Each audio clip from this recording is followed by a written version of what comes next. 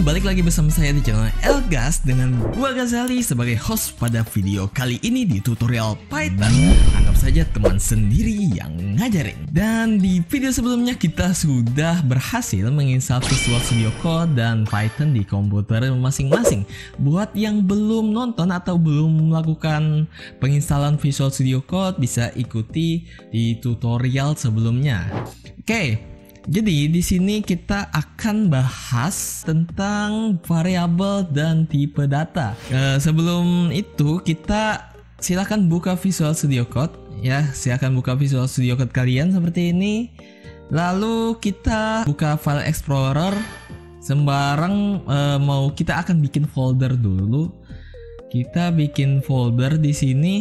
Nah, biar kita sama-sama belajar ya, kita kasih namanya tuto belajar Python kah sembarang ya. Ini sesuai preferensi teman-teman. Misalnya belajar Python seperti ini dibuat. Lalu folder yang kalian sudah buat bisa kalian drag langsung ke Visual Studio Code di sini. Ya kayak gini.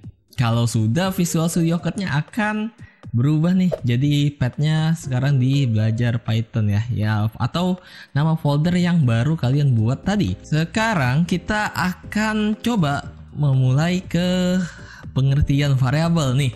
Mungkin variabel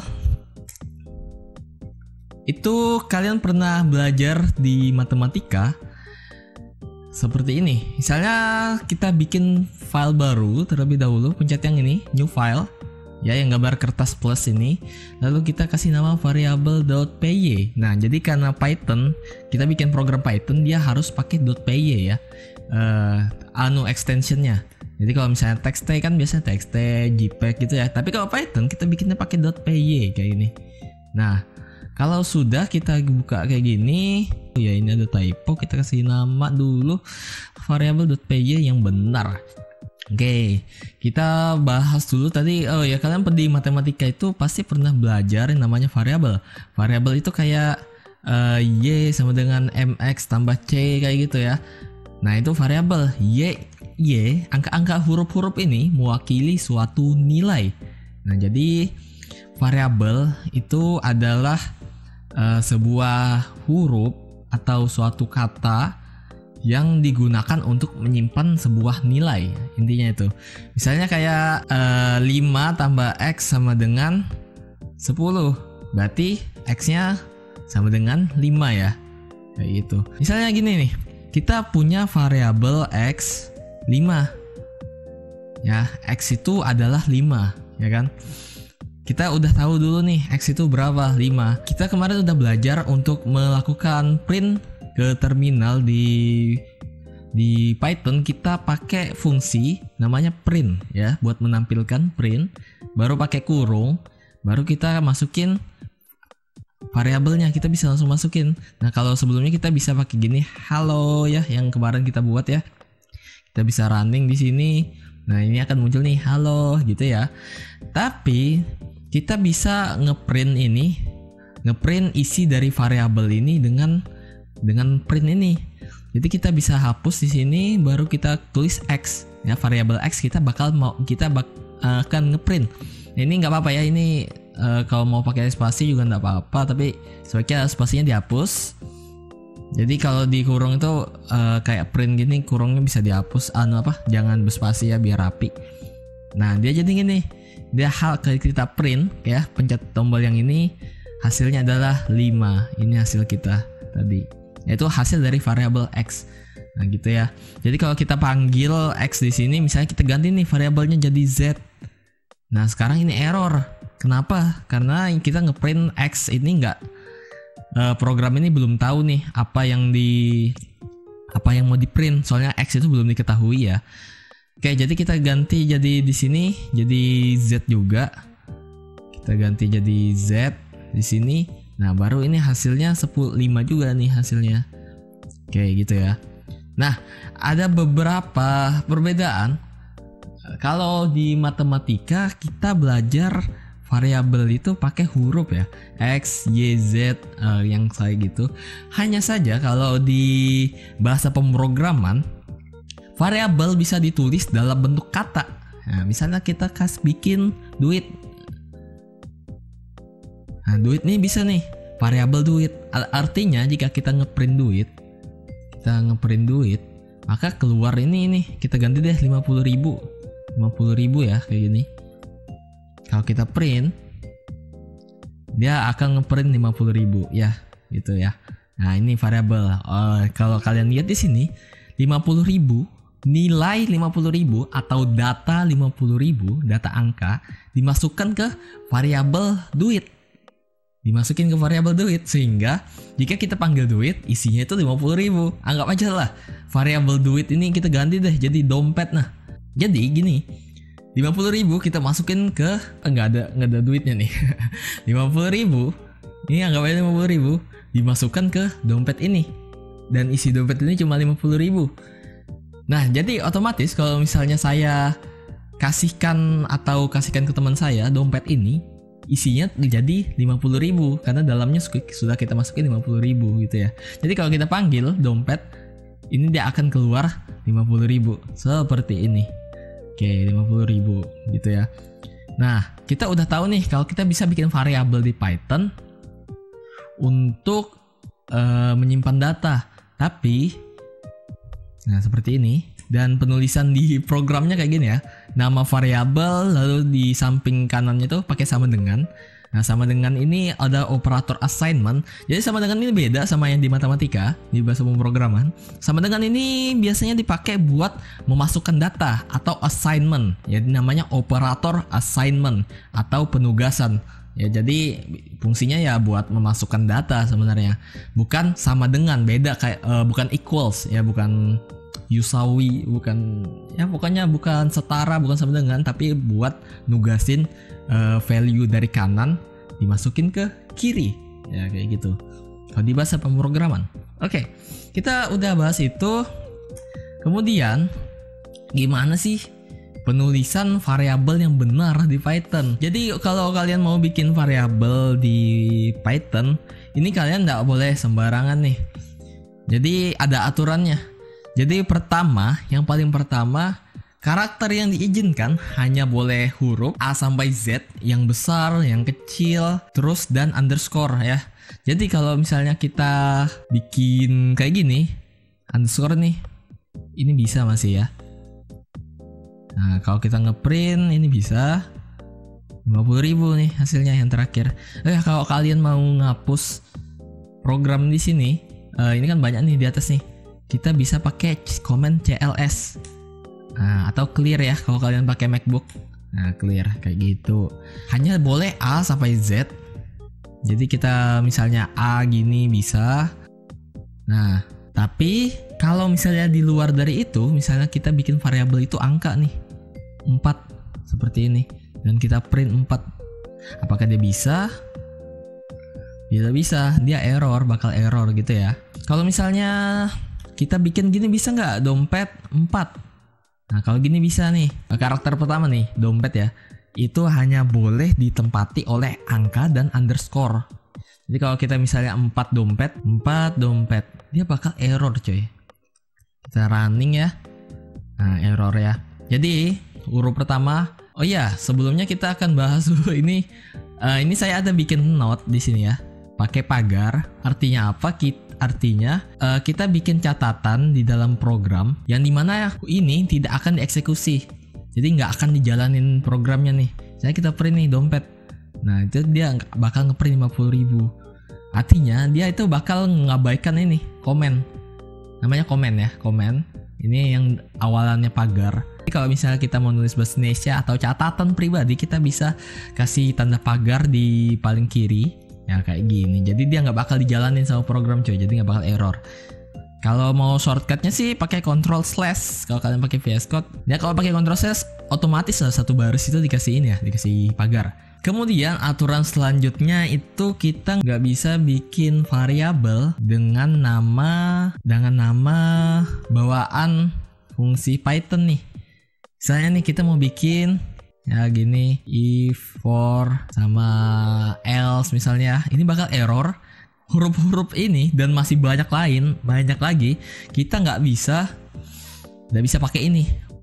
Gimana caranya? Misalnya kalau kalian ubahin dikit nih, misalnya define Ini masih ini bisa if 1, nah ini bisa. Tapi kalau misalnya dia sama persis ya sama ini nggak bisa sama persis sama kata kunci Python. Nah nanti kita akan pelajarin nih yang lain nih kayak def, if, for, else di materi selanjutnya. Kita masuk ke aturan selanjutnya. Variabel di Python itu case sensitive. Apa maksudnya? Jadi kalau misalnya kita bikin, misalnya kita ada variabel namanya nama sama dengan Udin. Lalu kita kasih bikin lagi variabel nama juga, cuma n-nya huruf besar ya. N-nya huruf besar sama dengan Budi. Seperti itu. Terus kita print nih namanya. Kita print nama seperti ini. Yang ke print itu yang mana nih? Bu Udin atau Budi? Kalau kita running, yang ke print itu si Udin. Kenapa? Karena yang dipanggil itu yang kecil namanya, N kecil. Berarti yang Udin dipanggil. Ya jadi case sensitive gitu ya. Jadi dia sesuai case-nya, sesuai huruf besar, huruf kecilnya harus persis sesuai kayak gitu. Jadi kalau kita print N-nya N besar ya kayak gini, kita ini dia yang ke print itu Budi nih. Sebelumnya Udin, sekarang Budi. Nah beda nih kalau kita bikinnya dua-duanya huruf kecil. Dua-duanya huruf kecil persis. Yang awalnya Udin diubah jadi Budi. Jadi kalau kita nge-print, dia nge-printnya Budi. Kenapa? Karena dia bakal ngikuti yang terakhir. Ya kayak gitu. Aturan bikin variabel selanjutnya adalah kita nggak boleh binario spasi di antar variabel kita. Jadi kalau kita misalnya punya, jadi kita misalnya mau punya misalnya nama depan deh. Nama depan sama dengan Revalino. Nah seperti ini, dia nggak bisa, dia bakal error. Nah ya, jadi variabel itu nggak boleh pakai spasi. Jadi kalau mau kalian spasi, kita bisa kasih underscore di sini. Saya bisa taruh underscore. Ini namanya snack case, ya snack case, atau kita kasih underscore di bawahnya. Dan terus kita bisa ngasih nama variabel itu gini, nama depan, nama dosennya Revalino, gini ya. Ini juga bisa teman-teman. Jadi ada berbagai banyak convention atau aturan supaya mudah terbaca aja. Jadi mau pakai underscore boleh, mau pakai huruf besar, huruf kecil semua. Terus kalau misalnya kata baru di huruf besarin boleh, misalnya begini. Ya jadi tiap-tiap katanya itu dikasih huruf besar, atau mau depannya ini huruf besar juga, tapi biasanya yang paling depan itu di huruf kecil kan, kayak gitu ya. Nah ini tetap suatu variabel yang valid. Kemudian kita masuk ke materi selanjutnya, tapi sebelum itu kita tebak-tebakan dulu nih. Di antara 6 ini, manakah yang penulisannya benar? Kalau udah jawab, kita masuk ke jawabannya. Simpan jawabannya dulu. Oke, 3, 2, 1. Ini dia. Ya, jadi kalau misalnya Budi tadi nih ya, ini valid karena di depannya itu huruf ya. Kalau yang ini salah karena di sini depannya itu selain huruf dan underscore, jadi dia bakal gagal. Lalu di sini ini betul karena di pakai data user. Ini salah karena dia pakai ini spesial karakter di tengah-tengah. Jadi yang boleh di tengah-tengah, kayak gini itu cuma boleh underscore. Jadi kalau pakai ini nggak bisa, pakai ini juga nggak bisa. Dia jadi ke komen gitu ya. Kalau pakai ini juga nggak bisa. Pokoknya yang shift dan di keyboard kalian yang 1 sampai 0 itu nggak bisa teman-teman. Jadi harus pakai underscore kayak gitu ya. Ini bakal gagal, bakal error. Lalu perulangan. Nah kayak ini perulangan underscore for, betul ya. Kalau di sini class, kenapa? Karena class itu juga salah satu kata kunci Python. Jadi ya nggak bisa kita pakai sebagai nama variabel. Kemudian kita akan masuk ke tipe data. Oke, jadi kita bahas sebelumnya itu kalau misalnya variabel itu adalah sebuah tempat untuk kita menyimpan sebuah data atau sebuah value atau sebuah nilai. Nah, nilai-nilai ini yang di sebelah kanan daripada tanda sama dengan itu memiliki tipe teman-teman. Dan tipe itu kita harus tahu. Jadi misalnya nih, kalau 50.000 ini tipenya angka, dan angka itu banyak kalau di Python ada angka bilangan bulat, yaitu namanya integer. Jadi ini tipenya integer teman-teman. integer, tipenya integer. Kalau koma, dia nanti tipenya float. Nah gitu. Wah, sebelum itu kita bahas dulu ya. Kalau di sini kita bahas secara dasarnya dulu. Di sini angka, tipe datanya angka. Nah terus kalau tipe datanya huruf, kalau misalnya value-nya huruf, datanya huruf, nah ini tipenya string. Nah biasanya ditandai dengan tanda petik. Nah jadi kalau kita ngasih nama gini, Udin, ini kita bakal error ya. Jadi kita harus kasih petik di antara kiri dan kanannya supaya dia dianggap sebagai kata ya. Jadi dia nggak dianggap keyword. Nah dia bakal error teman-teman. Ada garisnya kayak gitu ya. Jadi kita kalau misalnya mau bikin kata, ngisi variabelnya dengan value kata, kita harus kasih petik. Dan ini tipe datanya huruf atau kata, atau kalau bahasa Pythonnya kita namain string, namanya string, str ya. Jadi kalau misalnya kalian dengar kata string itu artinya kata ya, ingat aja gitu. Oke, jadi intinya gitu. Kalau misalnya kita komen dulu ya yang print ini, yang lain. Oke, sudah. Coba kita print dompet deh. Tadi ada variabel dompet di atas ya. Ada variabel dompet di atas.